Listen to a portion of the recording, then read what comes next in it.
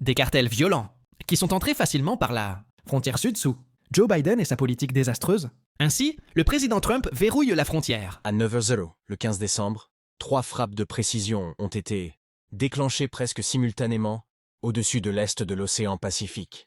En quelques secondes, 3 navires en mouvement ont été touchés, leur route coupée avant qu'aucun avertissement ne puisse être émis ou qu'une manœuvre d'évitement ne puisse commencer. Il n'y a eu ni poursuite ni négociation. Les cibles n'ont ni ralenti, ni fait demi-tour, ni envoyé de signal de détresse. Elles ont été détruites sur place, en eaux internationales, par des armes lancées bien au-delà de la portée visuelle. Selon le commandement sud des États-Unis, US Southern Command, les 3 bateaux ont été éliminés et au moins 8 personnes ont été tuées lors de l'opération. Un chiffre confirmé par la suite par AP News et Reuters sur la base de déclarations officielles de l'armée américaine. Ce qui rend cet incident remarquable n'est pas seulement la rapidité de la frappe, mais le fait qu'elle n'avait jamais été conçue comme une arrestation. Il ne s'agissait ni d'une opération d'arraisonnement, ni de tir de sommation, ni d'une interception antidrogue de routine. Les responsables américains ont décrit l'opération comme une action militaire délibérée et préautorisée, menée après une surveillance de longue durée de navires soupçonnés d'emprunter des routes bien connues du trafic de drogue à travers l'est du Pacifique. Au moment où les missiles ont frappé, la décision avait déjà été prise depuis plusieurs jours, voire plusieurs semaines. Les navires avaient franchi la ligne décisive et la marine américaine attendait. Ce moment marque un tournant dans la manière dont le trafic de drogue en mer est désormais traité. Et l'histoire plus profonde qui se cache derrière est bien plus complexe qu'il n'y paraît au premier abord.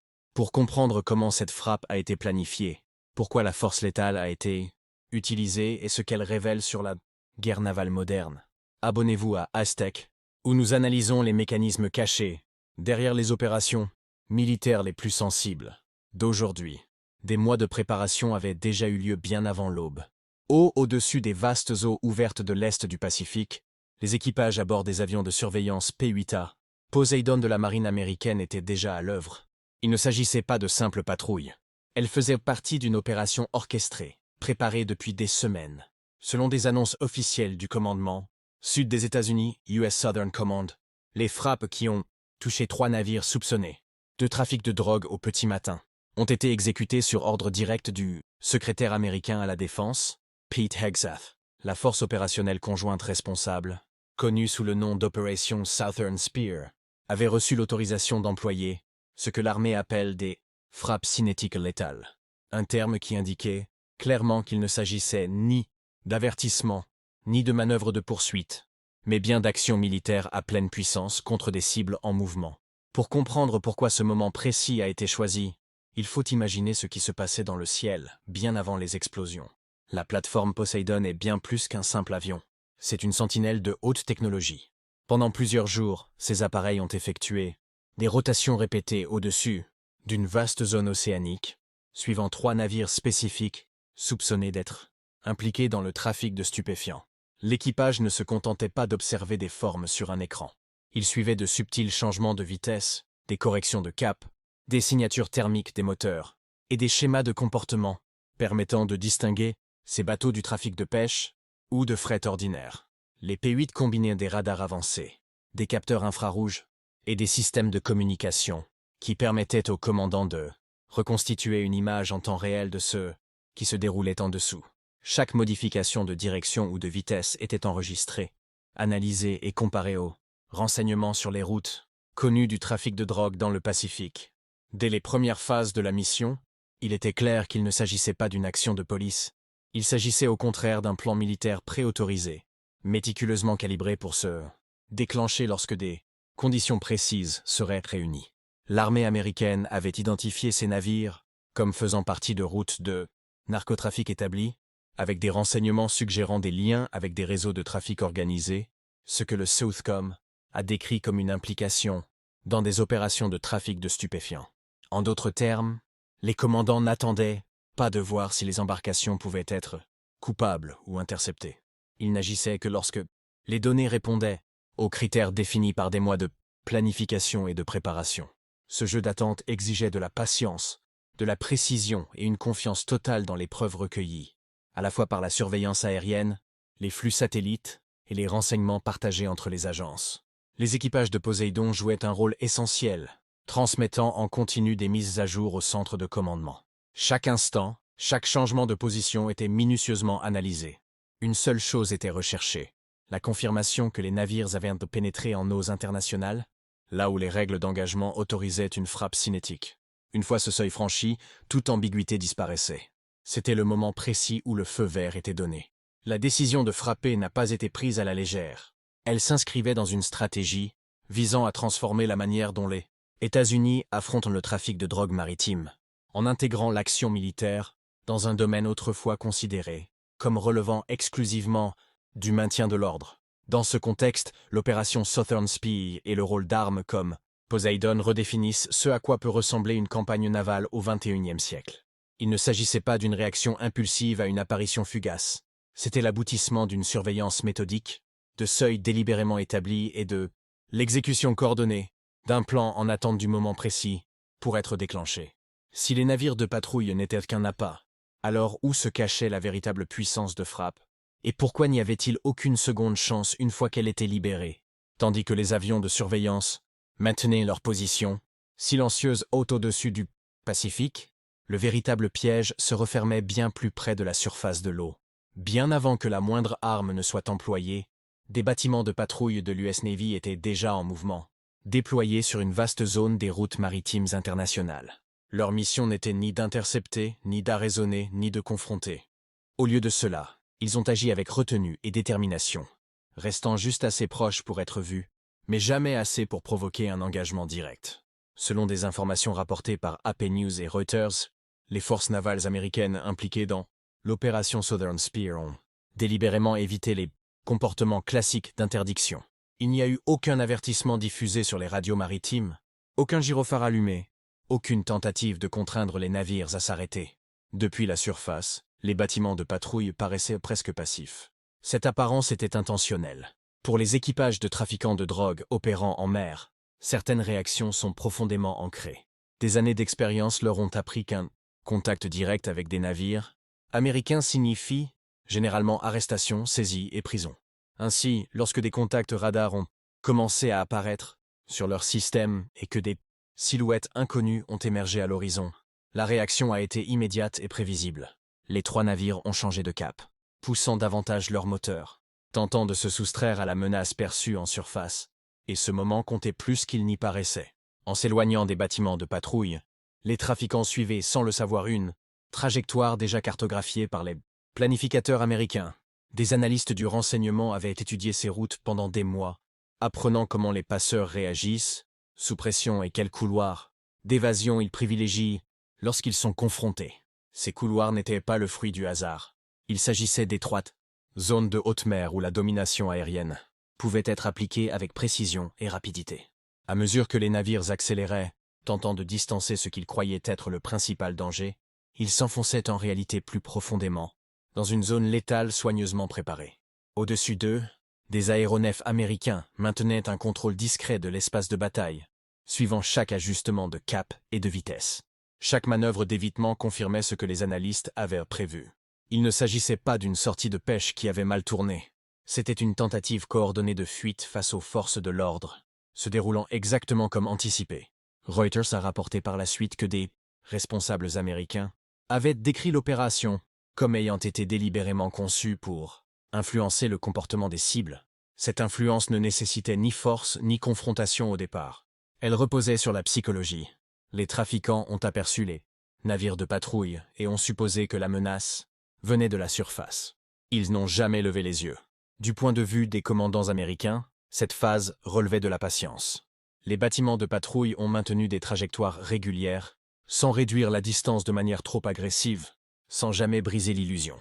Chaque mille parcouru par les trafiquants, chaque nœud de vitesse supplémentaire les éloignait de toute aide et les rapprochait de l'isolement.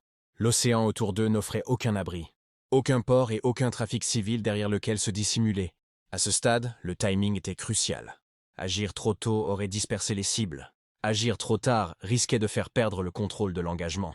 La Navy a donc attendu. Les flux de surveillance ont confirmé que les trois navires s'étaient engagés dans leur route de fuite. Il n'y a eu aucun changement de cap ni tentative de ralentir. Le piège s'était complètement refermé. Ce n'est qu'alors que l'opération est passée à sa phase suivante. Ce moment est particulièrement significatif, car il illustre un changement dans la manière de lutter contre le trafic de drogue en mer. Au lieu de poursuivre les navires en pleine mer, les forces américaines ont laissé les cibles épuiser leurs propres options. Lorsque les trafiquants ont compris que les navires de surface ne les poursuivaient pas, il était déjà trop tard. La véritable menace se trouvait au-dessus d'eux depuis le début.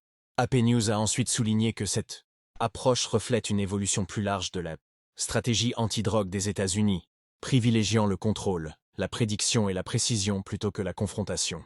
Dans cette opération, la mer elle-même est devenue une partie intégrante du système d'armes, façonnant les mouvements et limitant les choix. Lorsque les navires ont atteint l'extrémité de leur route de fuite, il n'y avait plus aucune issue possible. Les bâtiments de surface avaient accompli leur mission sans tirer un seul coup de feu, et les aéronefs au-dessus étaient déjà positionnés pour la suite des événements.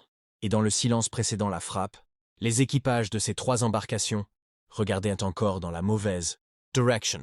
Au moment où le piège était pleinement formé à la surface, l'élément le plus décisif de l'opération était déjà en place au-dessus des nuages. L'appareil choisi pour cette mission n'était ni expérimental ni inconnu.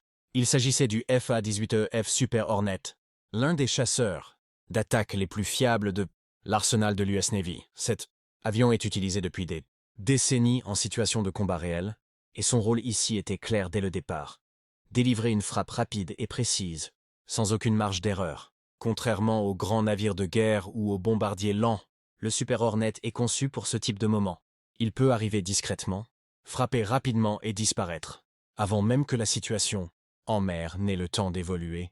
Selon des informations rapportées par AP News, des responsables américains ont décrit l'opération du 15 décembre comme reposant sur la précision plutôt que sur la démonstration de force. Cette philosophie a également influencé le choix des armes.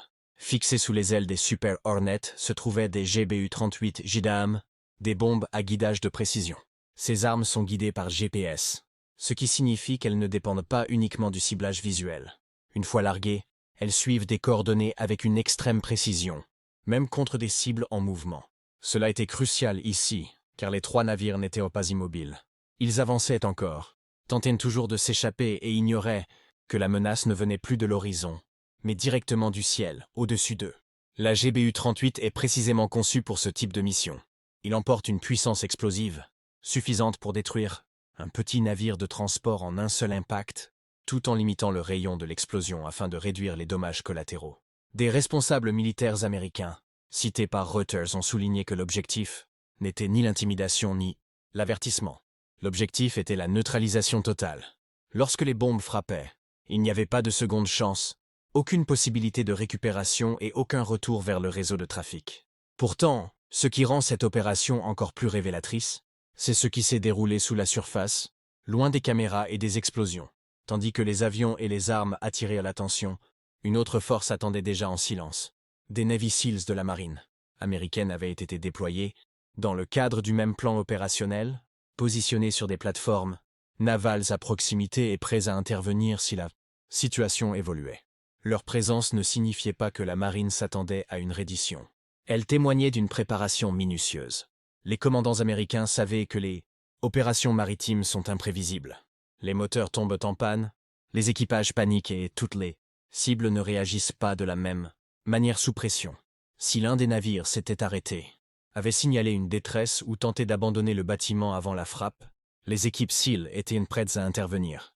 Leur mission aurait été directe et extrêmement dangereuse. Elles étaient chargées d'aborder les navires, de sécuriser d'éventuels survivants et de récupérer tout élément présentant une valeur de renseignement.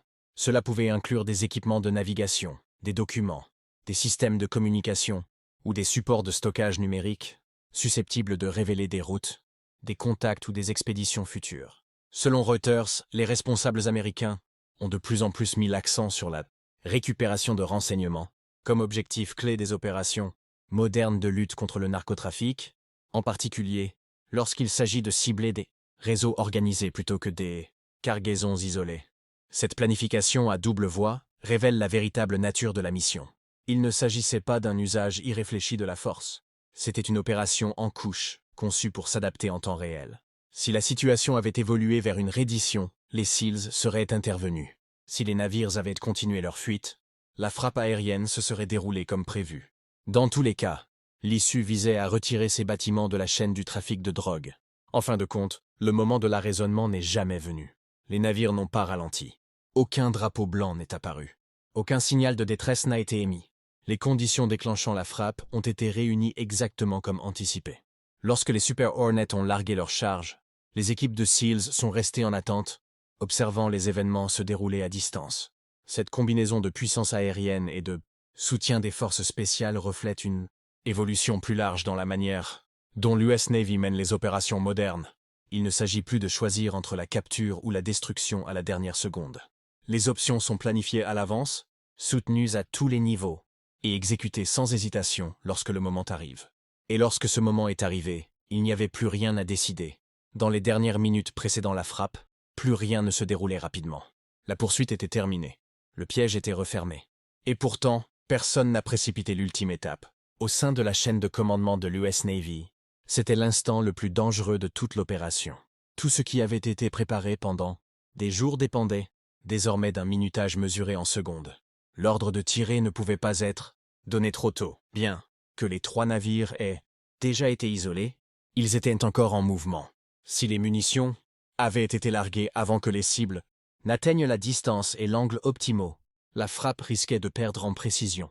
La moindre erreur de calcul aurait pu permettre à un navire de virer brusquement, de rompre la formation ou de dériver juste assez pour compliquer l'engagement. Selon les informations rapportées par Reuters, des responsables américains ont souligné que ces frappes s'étaient conçues pour être décisives et non symboliques. Cela impliquait d'attendre que la probabilité de succès soit presque absolue. Mais attendre trop longtemps comportait aussi ses propres risques. En haute mer, rien ne reste immobile. Un changement soudain de vitesse, un virage inattendu ou une panne mécanique pouvait modifier la géométrie de l'attaque en quelques secondes. Pire encore, si les équipages des navires percevaient quelque chose d'inhabituel, non pas depuis les bâtiments de patrouille, mais depuis le ciel, ils pouvaient se disperser. Une seule seconde de trop pouvait faire s'effondrer toute l'opération. C'est à ce moment-là que la pression atteignit son paroxysme. Très haut au-dessus du Pacifique, les pilotes, à bord de leurs appareils, restaient parfaitement stables, observant les mêmes flux numériques que les commandants au sol et en mer. Chaque mise à jour comptait. Les trajectoires étaient redessinées en temps réel. Les changements de vitesse étaient signalés immédiatement. Les 3 cibles devaient être alignées, non pas parfaitement sur une ligne droite, mais suffisamment proches pour que toutes les armes puissent être larguées dans une seule fenêtre coordonnée. Cette synchronisation était cruciale. L'objectif n'était pas 3 frappes distinctes espacées de plusieurs minutes. C'était un seul instant, une seule décision, un résultat écrasant. Au sein de la chaîne de commandement, la communication se resserra. Aucun mot inutile n'était échangé. Tous les participants comprenaient ce qui était en jeu. L'opération avait déjà franchi le seuil politique et stratégique, décrit par IP News comme une action antidrogue militarisée. Il n'y aurait pas de seconde tentative, ni de correction après coup. Une fois l'ordre donné, les événements se dérouleraient plus vite que quiconque ne pourrait les arrêter. Pour les pilotes, la tension était physique. Ils ne réagissaient pas à un ennemi ripostant. Ils attendaient. Ce genre d'attente est souvent le plus difficile. Les doigts restaient suspendus, les yeux rivés sur les données plutôt que sur l'horizon. Les aéronefs étaient déjà en position. Les armes armées, mais pas encore déclenchées. Carburant, altitude, vitesse et distance devaient s'aligner au même instant sur plusieurs plateformes. En contrebas, les 3 navires poursuivaient leur route. Inconscients que la décision s'était déjà resserrée autour d'un seul instant. Ils s'étaient engagés sur leurs axes de fuite. Ils ne ralentissaient pas. Ils ne faisaient pas demi-tour. Chaque seconde de progression rendait la situation plus claire pour ceux qui observaient depuis le ciel. Puis la confirmation finale arriva par le système. Les 3 cibles se trouvaient dans la zone désignée. Leur espacement correspondait au schéma prévu. Aucun trafic civil à proximité. Aucune variable inconnue restante. C'était l'instant décisif. L'ordre de tirer fut donné et exécuté sans hésitation. En quelques secondes, les armes furent larguées presque simultanément. Chacune suivait des coordonnées préprogrammées vers des cibles mobiles suivies sans relâche à travers l'océan. Il n'y eut aucun compte à rebours dramatique diffusé, aucun ordre crié. Le largage fut silencieux, maîtrisé et irréversible. Reuters décrivit plus tard la frappe comme quasi simultanée, une expression qui minimise à quel point cet instant avait été choisi avec soin. Ce qui suivit se produisit plus vite que l'esprit humain ne peut aisément l'appréhender. Une fois les armes lancées, L'attente prit fin et l'issue fut scellée. Dans la guerre moderne, la destruction paraît souvent soudaine. Mais des moments comme celui-ci en révèlent la réalité. La seconde la plus décisive de l'opération ne fut pas l'explosion. Ce fut la pause juste avant, lorsque tout dépendait du choix de l'instant exact pour lâcher prise. Lorsque les armes frappèrent, il n'y eut aucune possibilité de réaction. Les 3 navires ne ralentirent jamais, ne virèrent jamais brusquement et n'envoyèrent jamais d'appel de détresse. La frappe est arrivée plus vite que toute réaction humaine. En quelques secondes, la surface de la mer a explosé, et l'opération est passée de la tension à un résultat irréversible. Dans les instants qui ont suivi l'impact, la scène sur l'eau a complètement changé. Des flammes se sont propagées sur les ponts à mesure que le carburant s'enflammait, tandis qu'une épaisse fumée s'élevait dans le ciel ouvert. Les coques qui, quelques secondes plus tôt, fendaient proprement le Pacifique ont été éventrées. Leurs structures se sont fissurées, brûlées, puis effondrées sur elles-mêmes. Des images de témoins publiées, ultérieurement, par les autorités américaines, ont montré des débris dispersés sur une vaste zone. Des fragments de métal flottants, à côté de larges traces de brûlures s'étendant à la surface de l'eau. La cargaison n'est pas restée confinée. Des conteneurs et des paquets ont été projetés hors des cales éventrées, retombant dans la mer et dérivant parmi les décombres. Certains objets brûlaient en flottant. D'autres ont coulé presque immédiatement, entraînés vers le fond par leur poids et les dégâts subis. L'eau autour de la zone de frappe n'était plus vide. Elle était encombrée de restes brisés, de fumée et de mouvements qui se sont lentement estompés à mesure que les incendies s'éteignaient d'eux-mêmes. Cette phase de l'opération n'était pas chaotique. Elle était maîtrisée. En peu de temps, des équipes américaines de soutien sont arrivées à bord d'embarcations rapides, s'approchant avec prudence depuis plusieurs directions. Leur mission n'était pas le combat, c'était la confirmation. Selon des informations basées sur des briefings officiels de l'armée américaine, ces équipes ont sécurisé la zone, établi un périmètre de sécurité et évalué ce qui restait utilisable ou récupérable. Tout ce qui flottait encore a été documenté et, lorsque cela était possible, récupéré. Cela incluait des fragments d'équipement, des effets personnels et d'autres éléments pouvant ensuite être examinés pour leur valeur en renseignement. La priorité était claire. Les navires ne devaient pas être renfloués, réparés ni réutilisés. Leur rôle au sein du réseau de trafic avait pris fin de manière définitive. Les équipes ont vérifié qu'aucun navire ne pouvait être remis en service, qu'aucun moteur ne pouvait redémarrer et qu'aucune coque ne pouvait être stabilisée. Une fois cette confirmation obtenue, la mission est entrée dans sa phase finale. Ce n'est qu'après la dissipation de la fumée que la confirmation officielle a été donnée. Selon le commandement sud des États-Unis, US Southern Command, les 3 navires ont été détruits et au moins 8 personnes ont été tuées lors de l'opération du 15 décembre. Ces chiffres ont ensuite été rapportés par AP News et Reuters, citant des déclarations du Southcom publiées après la frappe. L'armée n'a communiqué ni les noms, ni les nationalités, ni des informations personnelles détaillées, mais a souligné que les cibles opéraient le long de routes connues de trafic de drogue dans l'est de l'océan Pacifique. Cet incident n'était pas isolé. Le Southcom a confirmé que, dans le cadre plus large de l'opération Southern Sphere, le nombre total de morts liés aux frappes aériennes contre des navires soupçonnés de trafic de drogue a atteint au moins 95 personnes. Ce chiffre reflète plusieurs opérations menées dans la région, et non un seul événement. Plus tôt dans le mois, le 4 décembre, un autre navire soupçonné de contrebande dans l'est du Pacifique a été frappé, entraînant 4 décès supplémentaires. Selon une annonce distincte du Southcom, ces chiffres soulignent l'ampleur de la campagne et le sérieux du changement de stratégie en cours. Des responsables de l'administration du président Donald Trump ont été explicites quant à l'objectif de ces actions.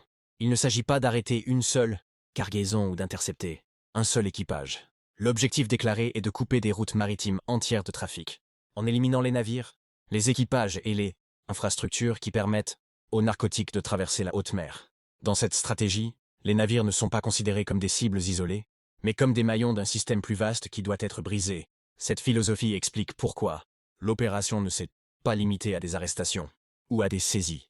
Elle s'est achevée par une destruction. Pour la Navy, l'après-coup ne consistait pas seulement à compter les débris ou à publier des communiqués. Il s'agissait d'envoyer un message capable de voyager bien plus loin que n'importe quel navire de patrouille. L'est de l'océan Pacifique a longtemps été une autoroute pour les trafiquants, convaincus que la distance et l'immensité des eaux leur offraient une protection. Après le 15 décembre, cette conviction ne tient plus. La mer est redevenue silencieuse, mais la portée de ce qui s'y est produit ne s'est pas dissipée. Ce qui demeure, c'est un signal clair. Les règles du combat ont changé, et le coût de l'utilisation de l'océan comme couverture est désormais bien plus élevé qu'auparavant. Ce qui s'est passé le 15 décembre ne se résume pas à la destruction de 3 navires. Cela marque un tournant net dans la manière dont les États-Unis traitent désormais le trafic de drogue maritime.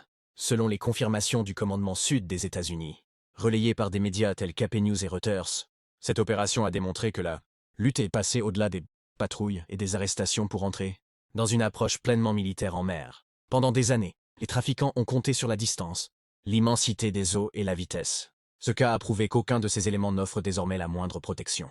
Ces navires n'ont pas été découverts par hasard. Ils ont été suivis pendant plusieurs jours, subtilement orientés par des patrouilles de surface, enfermés dans des trajectoires prévisibles, puis frappés avec précision depuis les airs, tandis que des forces spéciales attendaient en dessous, au cas où la situation évoluerait. Chaque couche de l'opération a fonctionné de concert, ne laissant aucune possibilité de fuite. C'est pour cette raison que la frontière entre l'application de la loi et la guerre est désormais floue. Lorsque des avions de surveillance, des chasseurs, des patrouilles navales et des forces spéciales sont combinés au sein d'une action coordonnée unique, l'océan lui-même devient un espace de bataille contrôlé. Le message est clair et sans équivoque. Les routes de contrebande ne sont plus simplement surveillées. Elles sont désormais démantelées.